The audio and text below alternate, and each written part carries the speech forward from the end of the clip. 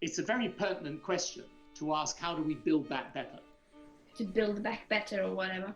We have a chance to reset the clock and build back better than before. To build back better than before. Remember the terrible damage of COVID as we try to build back from this global pandemic. Joe Biden calls it Build Back Better. Build back better. Building back better. To do things differently. To build back better. We're going to build it back better. And build it back better. My plan to build back better. Start taking all the problems that have been created in education and mental health and start to build back in a positive way. I have launched a booklet called Build Back Better, written after coronavirus. It's about building this country back better. Growing conspiracy following it. It is called the Great Reset. An unprecedented opportunity to rethink and reset the ways in which we live. The great opportunity for reset. The theory even calls Mr. Biden's campaign slogan, Build Back Better, a front for the conspiracy. Build back better. Building back better our economy.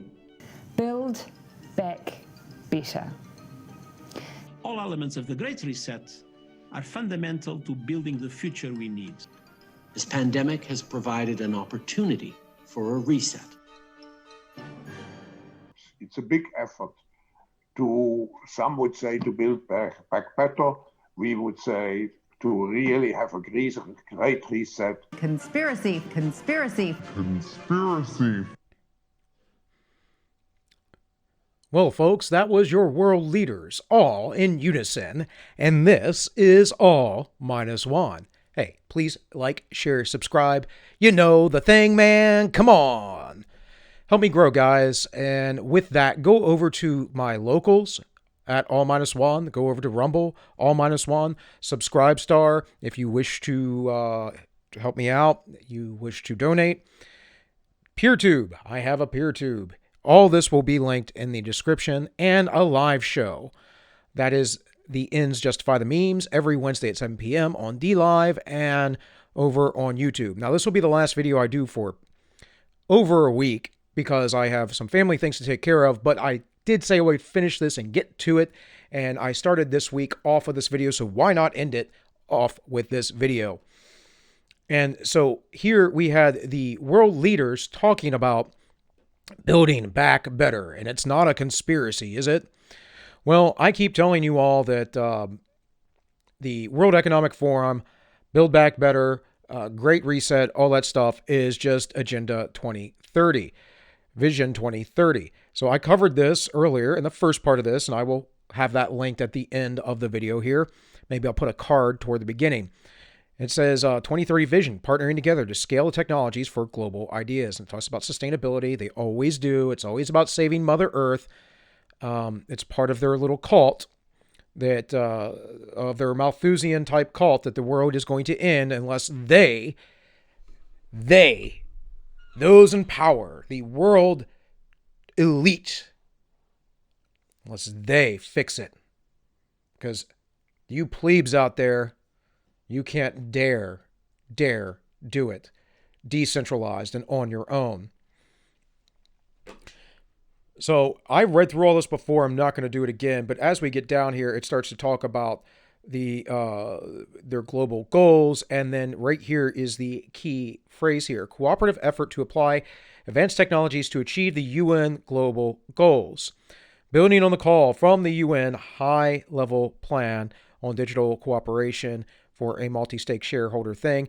And I believe Davos is ending today, but they are and have been all week long in Davos talking about building back better and how they were going to implement this. And we know there's pushback because people think it's some sort of bad thing. And it's like, yeah, when every government in the world, every agency says, oh, we're going to do this thing, it's a little scary because I didn't sign up for it.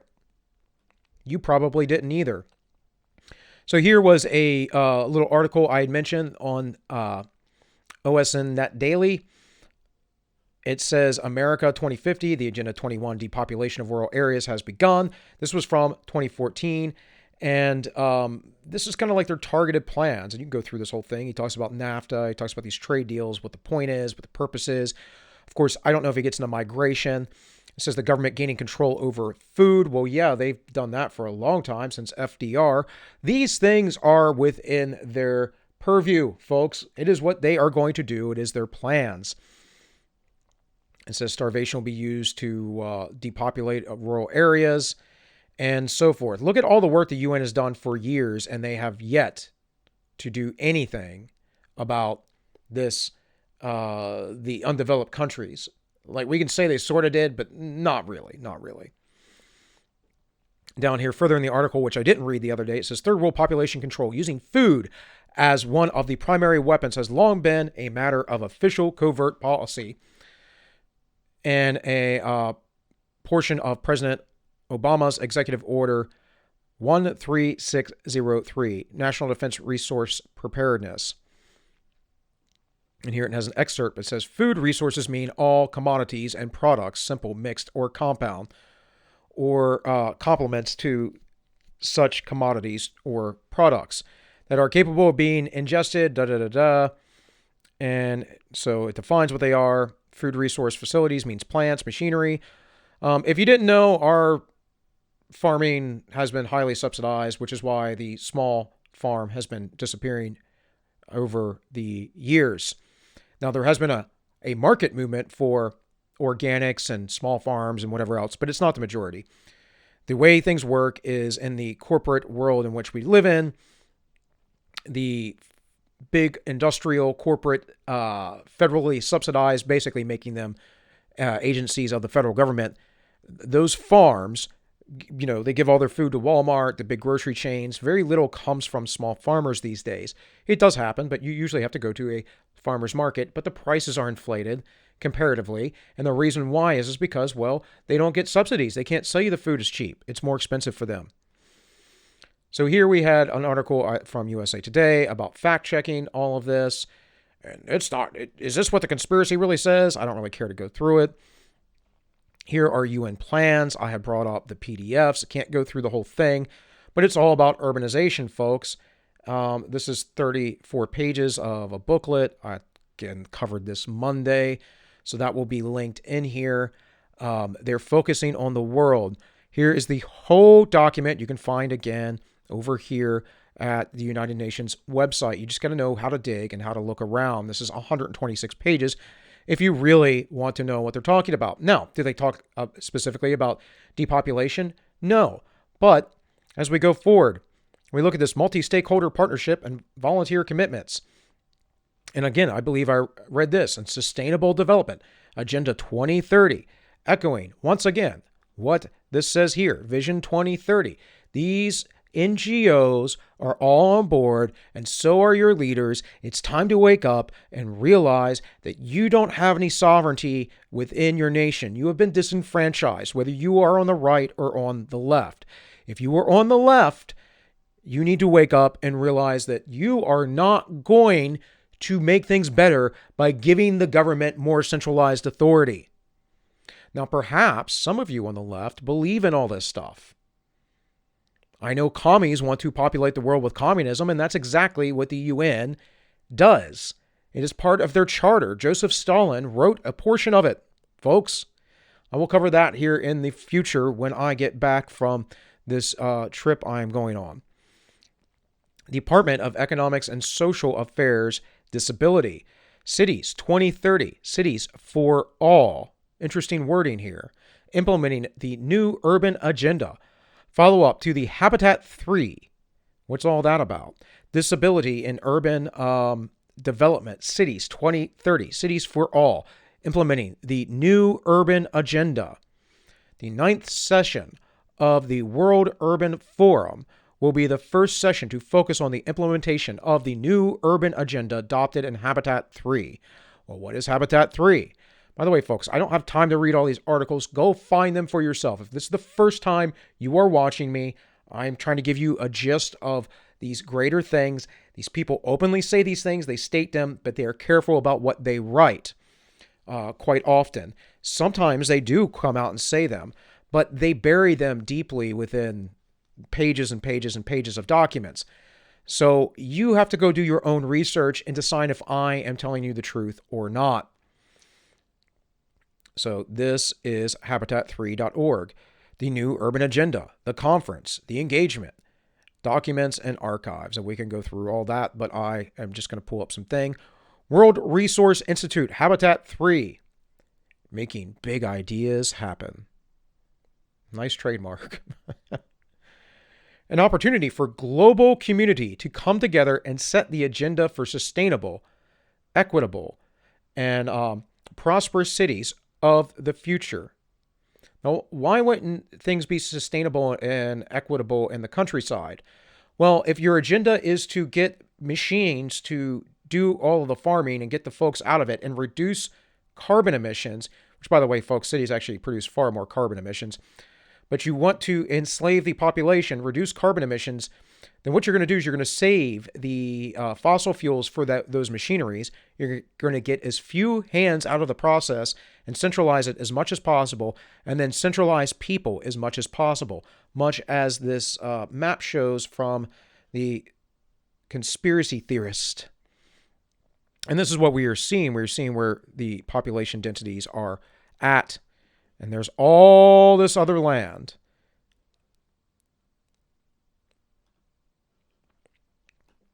Cities account for more than 50% of the world's population because people were foolish and are expected to continue to grow rapidly over the coming decades. It is critical that the growth follows a path that is economically productive, environmentally sustainable, and socially equitable. If it was economically productive, we would get off fiat currency and we would go to a commodity like the gold standard, and people would have the power. Everything would be decentralized. The money would be decentralized.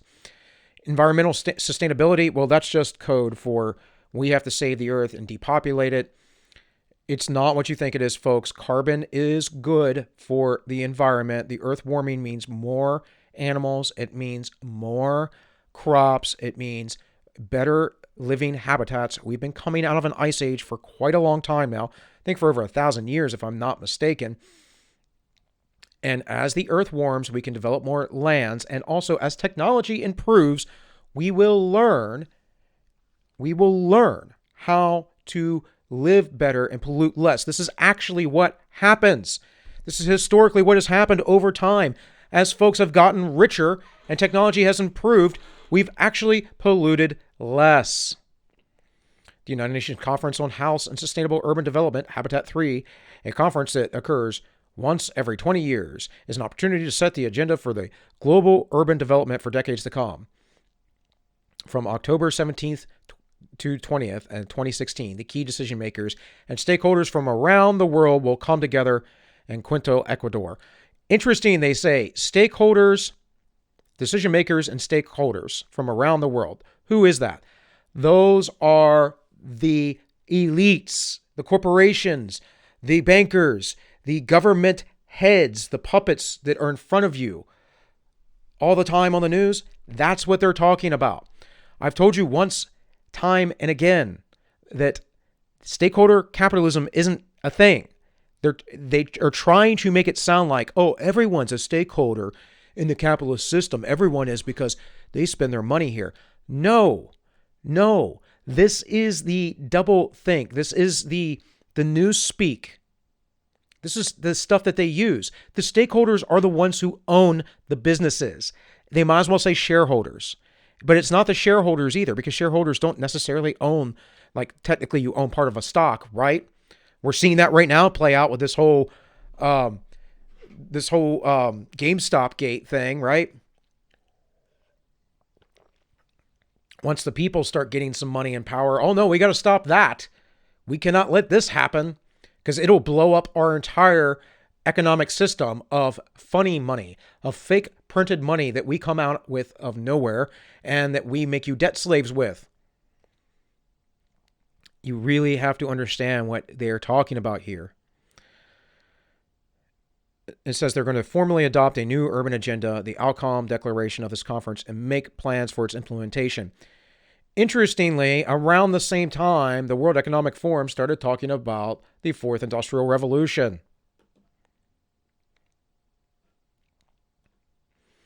So here, Habitat 3, the United Nations Conference for Housing and Sustainable Urban Development. This is Wiki, of course. The UN Conference of Housing occurred in a bi-decennial cycle. The United Nations General Assembly decided to convene the Habitat 3 conference in its resolution 66207. The Habitat 3 conference reinvigorates the global commitment to sustainable urbanization to focus on the implementation of new urban agendas.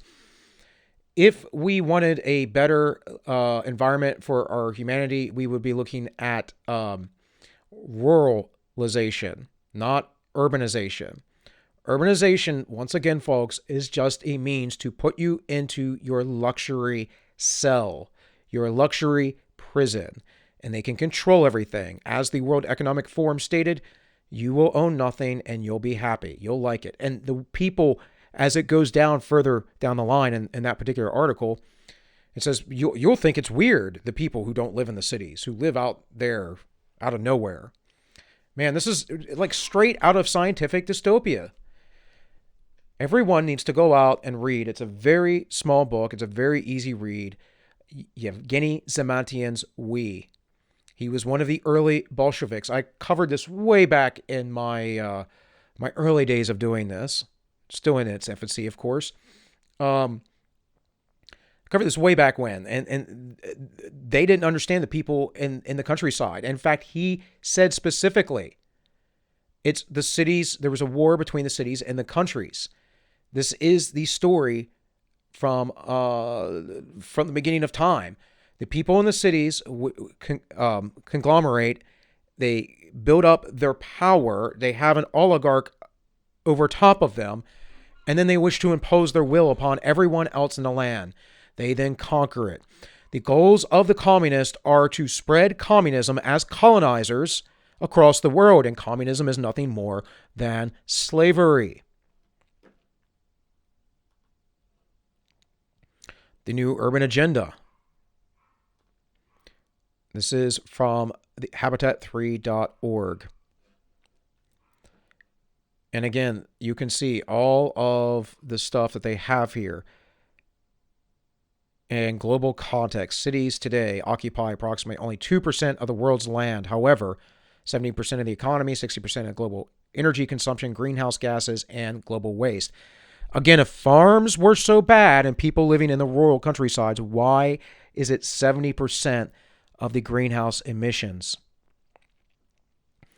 Only 2% of the total land mass. They want to depopulate the earth. They want everyone put in the zoo. And again, there are dystopian movie after dystopian movie about this. Logans Run is another one that comes to mind, which is based off a book series.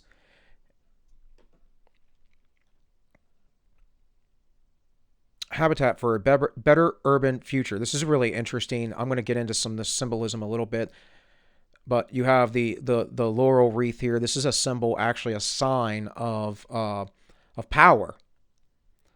This is, it's either that or achievement, like they would give to the old Olympians back in the ancient days. But it's usually a sign of power, of being the kings. And then we have a circle, and within the circle we have the pyramid, a triangle. So that triangle has some significance, and it looks like a human being in there. But also that human being creates the all-seeing eye. Very interesting. Very interesting. And actually, guys, I may do something on this someday, but there are a lot of occult ties to ideas like H.P. Blavatsky and Aleister Crowley within the UN Charter. Now, the really fun and interesting thing about that is those things were influential towards Nazism as well. Those of you who believe that fascism and communism are two diametrically opposed systems, you are brainwashed. That is not what they are at all. They're just different means to the same ends. World domination, socialistic control, slavery, state above the individual. UN Habitat calls for these cities to apply to host future World Habitat Day and World Cities Day. So again, we can go through all this. I actually don't want to keep this too long because I have a big weekend. My wife has to do the girl thing with the gender reveal party for our little one, which I'm still saying is going to be a boy.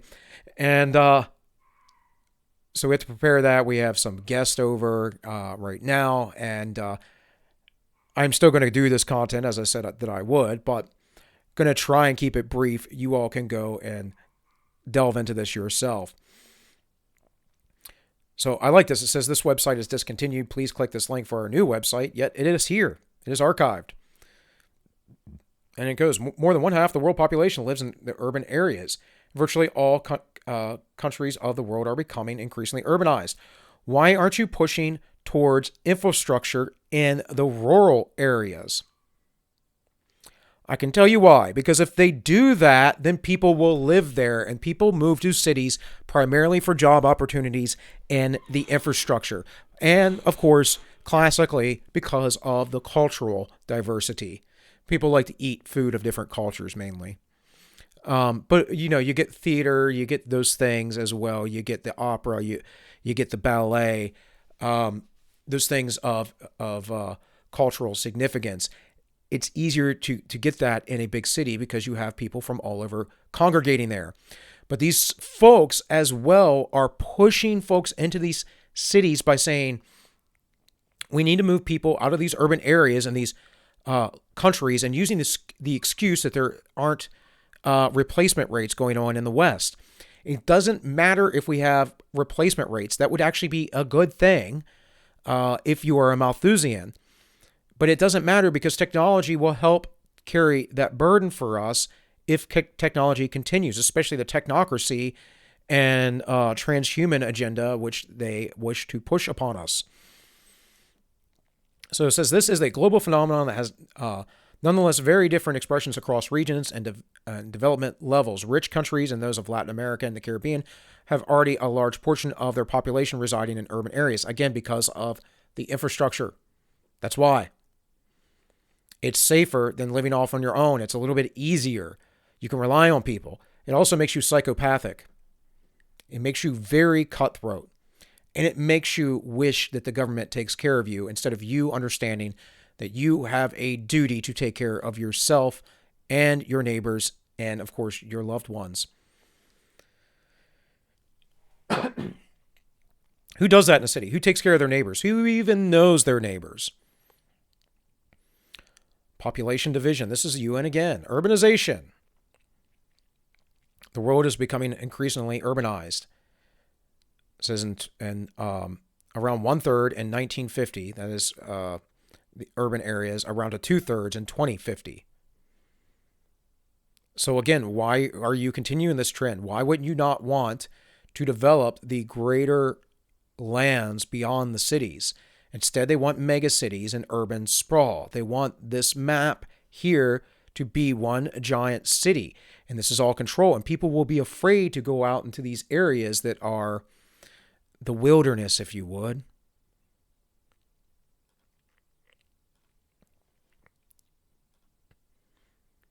So here we have the United Nations Trust Fund for Human Security. And this is freedom from want, freedom from fear, and freedom to live in dignity. Here is the triangle with the circle in it and a quatreform.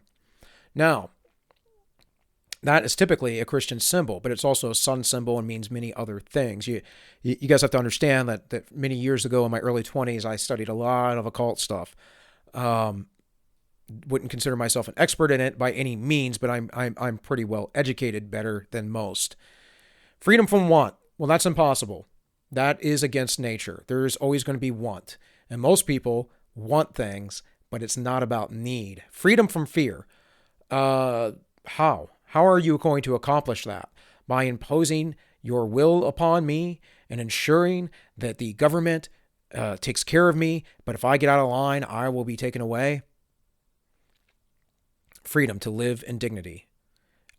A bunch of nonsense bumper sticker sayings, in my opinion.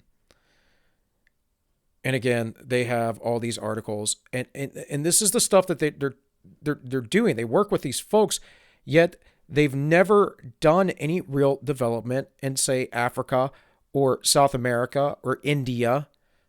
They just look at numbers. The development is occurring with their agenda and gaining control and pushing people into the cities. So let's look at this. This is from Learn Religions. This is the symbol that they just used there. I'll go back to that real quick. The triangle with a circle in the middle. Very similar here. And it says, in Elucidean geometry, squaring the circle was a long-standing mathematical puzzle that was proved impossible in the 19th century. Yeah, it's not math. You can't do it. Pi doesn't work that way, guys.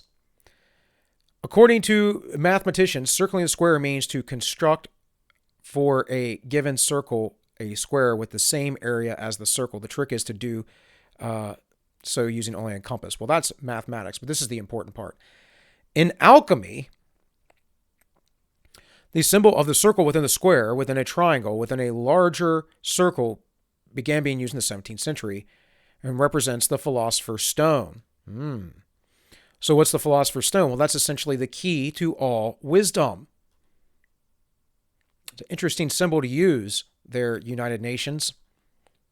They, the globalists, are the key to all wisdom. Except for I have this little book called the Bible. Literally means book. And it's the inspired words of God. And he says the exact opposite. That the leaders of the world, in fact, the leader of the world, the fallen one, the dragon, Beelzebub, the lord of the flies, Hasatan, the accuser, he is the leader of this world. And if you follow God, you're not a part of this world. If you follow Christ, because you're of the world to come. It's the lesson of the two kingdoms. And this is an echoed lesson throughout the entirety of the Bible about being taken into slavery, about being brought back into these empires, these civilizations. And in the end, in the book of Revelation, the lesson is that there is a world government that will come to power based in all of the governments that have existed before it.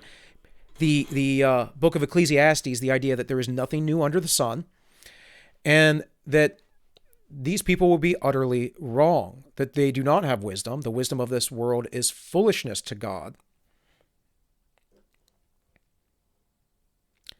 It says the stone was an imaginary substance that alchemists believed would change any base metal into silver or gold, but it was more than that. It was literally about basically the key to all knowledge. The alchemists believed that if they could do this, then they could basically unlock any and all knowledge, because you have to understand, alchemy was this kind of switch from witchcraft, if you would, from sorcery, from divination and all that, into the scientific era, what we would consider the modern scientific era, because there's always been science, folks. There always has been.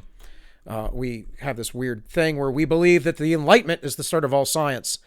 And that's not really true. It's just the rediscovering of it. In fact, Isaac Newton created calculus, but you know what? He wasn't aware of Archimedes, who over 1,000 years before him created calculus. We know that because we found one of Archimedes' books bleached and cut in half, cut down, to be used in a monastery as like a prayer book or something. And once it was examined under electron microscopes or whatever it was that they used, they found that there were writings there, and they realized it was an authentic journal from Archimedes. Quite amazing. Philosophical meaning and spiritual. To square the circle means to see equally all four directions, up, down, in, and out, and to be whole, complete, and free. So again, whole, complete, and free by your global leaders. And we could go on. This talks about the four cardinal directions and the elements. It says metaphorical meaning. The fact that no one was ever able to square the circle explains its use as a metaphor, meaning to attempt to complete a seemingly impossible task, such as finding world peace. Symbols are important, folks, and the symbols of organizations are quite important. So here we have the cross, or the a quatreform. Of course, this comes from Christianity, but it also has other meanings. And it is a sun symbol, much like a swastika. It says the cross has numerous other religious meanings, most of which reflect groups of 4 corresponding to the 4 points on the cross. Well, didn't we just read about the 4 elements and the 4 directions? See, again, that means all encompassing, right? The 4 physical elements: earth, fire, wind, and water, north, south, east, and west, etc., etc. Quatrefoil is a decorative element consisting of a symmetrical shape which forms the overall outline of 4 partially overlapping circles. And then it talks about its history. In Gothic and Renaissance eras, most commonly found as terraces, mainly in Gothic architecture. Stained glass windows. In ancient America, yeah, it existed then. In ancient Mesoamerica, the quatrefoil is frequently portrayed on Olmec and Mayan monuments, where it dates to approximately 850 BC.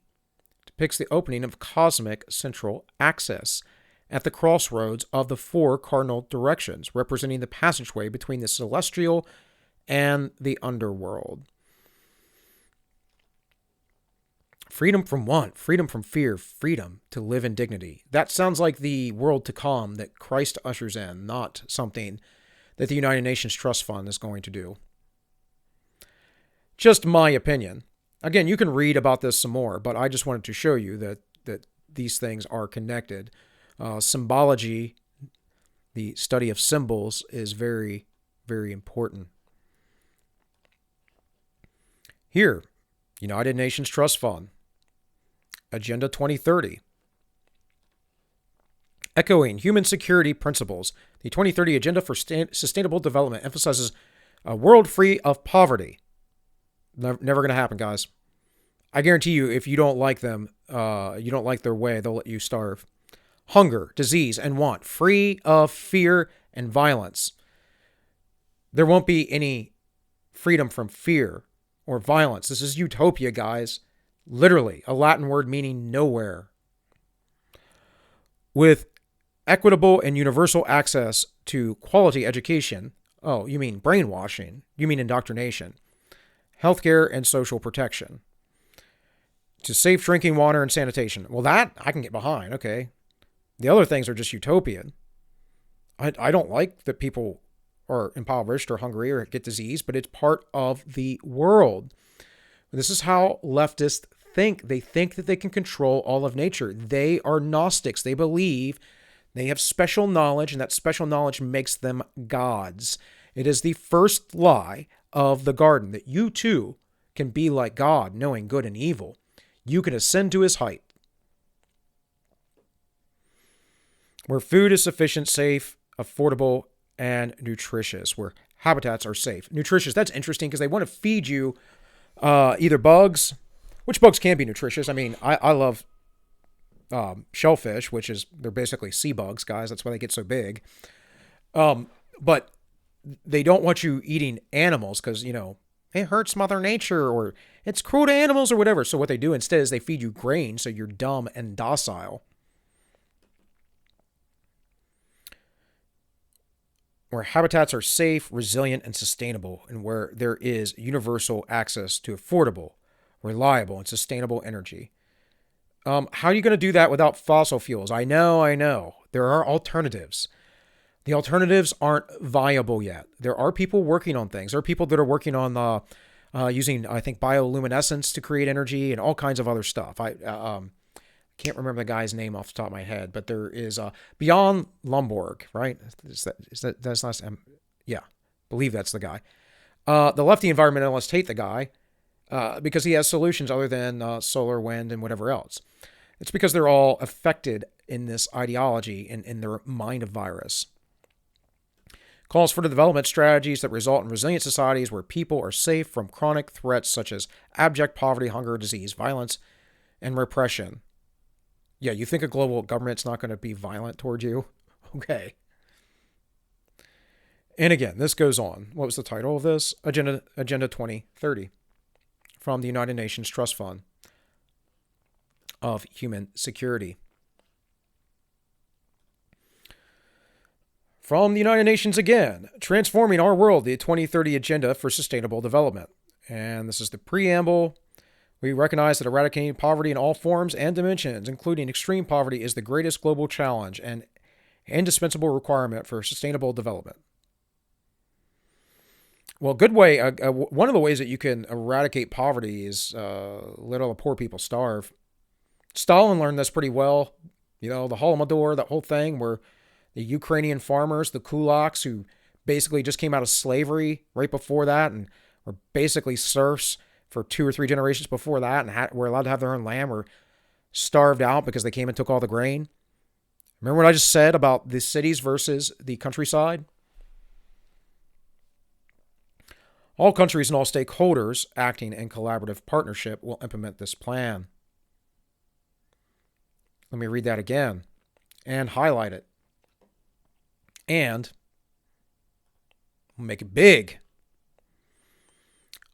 All countries and all stakeholders acting in collaborative partnership will implement this plan. All. We are resolved to free the human race from tyranny of poverty. Didn't I talk about this in the beginning? Maybe not. Maybe it might have been the quick shot I just did. Whatever. They want to change the fundamental structure of nature. They believe they can control it. Go read what Mao wrote about this. This is utopian leftism. It has never, ever gone away. We call it communism now, but it's existed for a long time. We are resolved to free the human race from the tyranny of poverty and want and to heal and secure our planet. We are determined to take a bold and transformative step which are urgently needed to shift the world into a sustainable and resilient path. And they just repeat this over and over again. It's literally like a mantra. It is like a religious mantra that they must say. If you read Saul Alinsky's Tactics, Rules for Radicals, he says keep it simple. And then he says if you can't do that, then hit them where they can't understand and argue back. Basically say nonsensical stuff. But otherwise, just keep it simple. Keep the argument on point.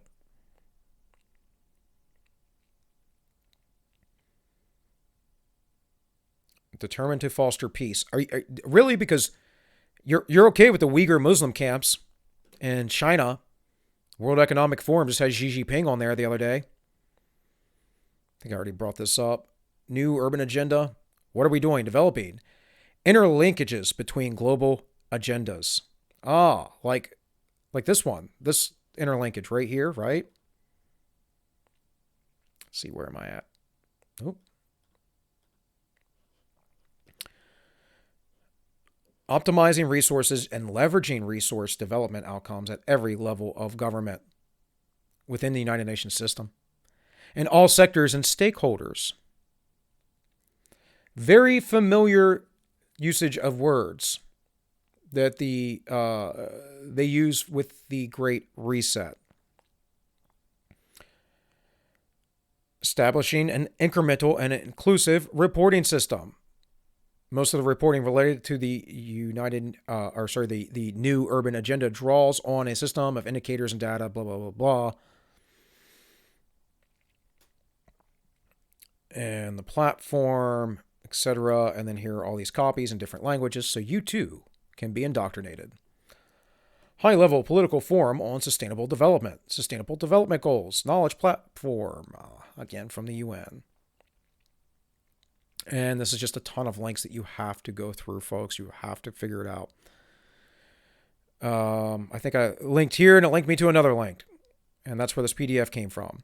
60 pages, the Millennium Development Goals Report from 2009.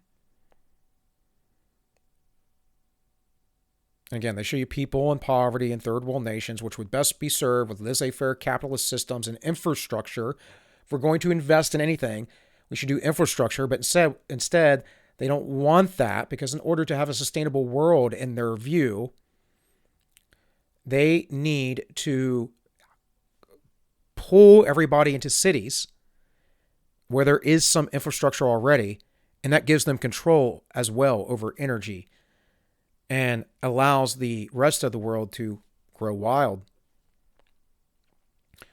And this is why I believe that it's possible to have breakaway societies, by the way, folks, because they will leave you alone. They will leave those society alone. Now, you might have to worry about your children and grandchildren, or even potentially great-grandchildren wishing to go to the cities and explore the life there. But generally speaking, they're going to be okay. I mean, to some degree, depending on what it is. They may come and Waco you. I mean, there's no guarantees. I wouldn't live in a compound, folks. I would have individual families have their individual areas. And we actually see this much with the Chinese government, and that they let the provinces, the provincial areas, take care of themselves to some degree. And so people that live in the countryside actually have a high amount of freedom. So this is a tweet from old Roosh V, about a big club and you ain't in it. This is the Build Back Better. Let's see here, guys. I set this up several days ago. So let me find everything I was looking for here. Well, that's some stuff I played before. Okay, well, here is something I definitely wanted to show you. I covered this yesterday in my quick shot, but this is the reality, folks. This was an article from Vox in 2015, and it is politicians listen to the rich and not you. A lot of people are becoming aware of this right now. Hey, there's the whole GameStop thing. And this is based in a study from a Princeton professor and a professor from Northwest. There's this this website here that says Represent Us, where you can sign a petition. This is going to do nothing because they listen to these globalist leaders. Here is the actual study. This is from Cambridge University Press. Testing theories of American political elites, interest groups, and average citizens. And what they end up finding is that on a scale, I think it's here in the Vox article. Yes. On a scale of 1 being 100, 0.03 to 0.08 of the average citizen's preferences are heard or enacted in the government. Preferences for the economic elites, 0.76, so 76% of all things that they wish to have done get done. This is why all the agendas are there. All of the trans agenda, the gay marriage agenda. And folks, I don't care what you want to be. I don't care what you want to go do. I'm a liberty-minded person. I want you to go live your life and be as hedonistic as possible. Just don't make me join in your little cult. This is the banker bailouts. This is the abortion agenda. A lot of that, too, is population control. Go read what Margaret Sanger had to say. I did a video on that a while back. Not just her, per se, but a lot of people who are Malthusian that believe that dumb people must be controlled or exterminated. That's what these folks believe, these elitists. And it says alignment of interest groups, so half of what those are. And I guess this is, yeah. Okay, so that 0.08 is the differentiation of how this could potentially be off. You can go through and find this study, Testing Theories of American Political Elites, Interest Groups, and Average Citizens. This was published in September of 2014. You can go do that. You can start to understand why a video that covers what the WHO talks about in lockdowns was yeeted from the YouTubes the other day, because in the beginning I played a doctor they don't like to hear, I guess. Or here over my PeerTube, a doctor that, you know, will not play any volume on, but a doctor that says some things to the Canadian government, a very experienced doctor. Didn't want to hear it. Why won't YouTube play it? Well, because it goes against the global elitist. And right now, the words of this man, which you should go look up for yourself. See if I can make that more bigly. Yeah, I could probably full screen it. Go look this guy up. Go see what he said. In any case, they don't like folks going against this kind of stuff. That's why my channel will be destroyed eventually. But you can find me. I'm on PeerTube. I'm on Rumble. I'm on Locals. And I'm going to keep doing this. And I'm going to continue to build networks. Guys, you got to understand what's coming for you. We got to start thinking reality. You know, right now, Facebook is not allowing people to organize for the stock market stuff. Other social media tech giants are preventing people from communicating about it or posting anything about it. They're all in league, folks. You need to break away from the illusion of freedom and you will truly be free. The truth, as Christ said, will set you free. And folks, I will tell you nothing but the truth to the best of my ability. Why? Because I am compelled. I think it is something that God has called me to do. And maybe that makes me a crazy person, but it makes me at least this. It makes me someone who's being a watchman and a brother to you, watching over your back and saying, hey, don't be shocked when these things happen, because I've been warning you. And a lot of people are out there warning you. I mean, the Corbett Report does a really good job. Obviously, you can check out Alex Jones if you like the theatrics entertainment. There are a lot of people that talk about these things. You know, this isn't the realm of conspiracy theory, folks, when they are open about it. But they will gaslight you. They will say that you're the crazy one. You got to get smarter. You got to get smarter. And men, you need to step up and lead. Because without strong men leading, we are doomed. And ladies, you need to follow. And men, you need to follow your leader if you are so inclined, and that is Christ Jesus, or at least your principles, and understand what those are. Know thyself. Know what your purpose is. Know what your drive is, and do not be afraid to speak. Folks, that's all I got. Thanks for watching. I hope you all are going to be doing okay over the next few weeks. Not that like I'm your savior or anything, but you know, I do like engaging with my audience and talking. It's going to be a little weird for no live show for like 2 weeks. No posting. I'll probably be posting sooner than that, but still no posting here on All-1, and it's going to be a little bit interesting. But in any case, again, just shameless plug. Go over to my locals, All-1, Rumble, All-1, PeerTube, All-1. Go to Subscribe Star if you are so inclined. I know times are tough, and you know that's why it's a donation, and it's not a lot of money per se. And then you have my live show on DLive and YouTube every Wednesday at 7 p.m., except for the next 2 Wednesdays. We will be back on the 17th, though, February 17th, with Don of Plebeian Media again, or better known as he rebranded as Don the Pleb. With all that, guys, I wish you all well.